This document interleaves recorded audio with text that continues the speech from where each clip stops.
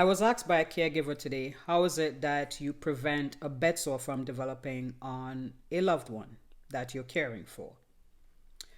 I told her to best understand how to reduce or prevent something, you first have to be aware of the risk factors.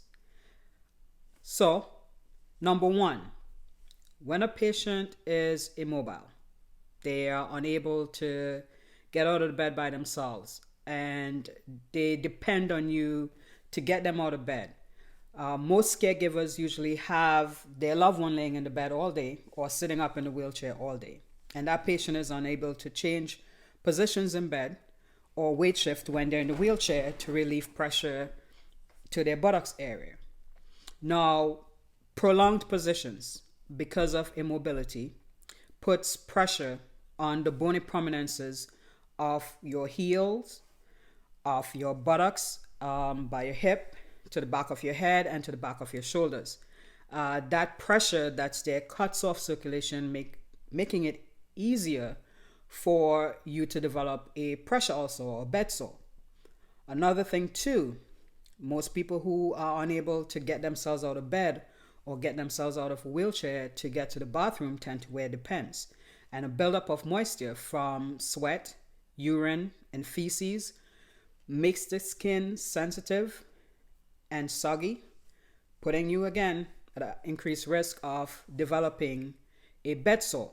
So, you must change positions every 2 hours, and you must change the diapers or the Depends on a regular basis and clean that area appropriately. Make sure it's dry. Also, most people who are ill or in decline tend to have a poor appetite and poor nutrition because of the lack of protein and the necessary vitamins, vitamin A, C, and E, and zinc as a very crucial mineral needed for proper skin care.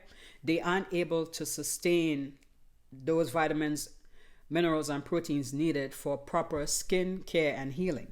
So, being dehydrated as well makes your skin dry and makes you susceptible to developing a pressure ulcer. So water intake is very important for persons who are ill and decline.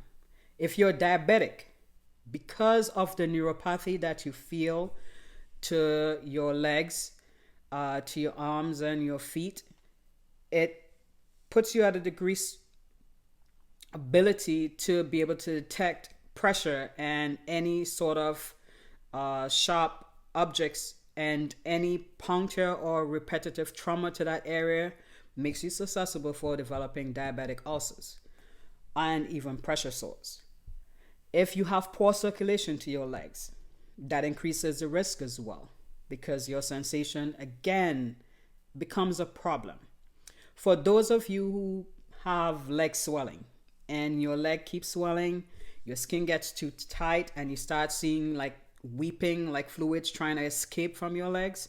The consistency of that also puts you at risk for skin breakdown because of the moisture in that area.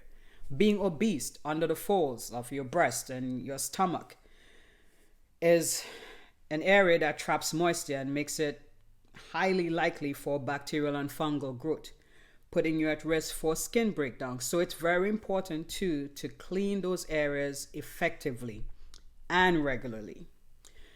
If you are on prolonged steroid use, maybe because you have high cholesterol or you have some other autoimmune disorder that you have to take steroids for, those steroids do weaken skin tissue and muscles and makes you likely to also develop pressure ulcers because the steroids thins the skin and impair healing. So for more tips, Alex and I will be doing short videos on our YouTube page and on our social media pages, Instagram and Facebook, and also Twitter. So subscribe to our YouTube channel, The Alex and Mo Podcast. Follow us on Facebook, The Alex and Mo Podcast. And we're also on Twitter and Instagram.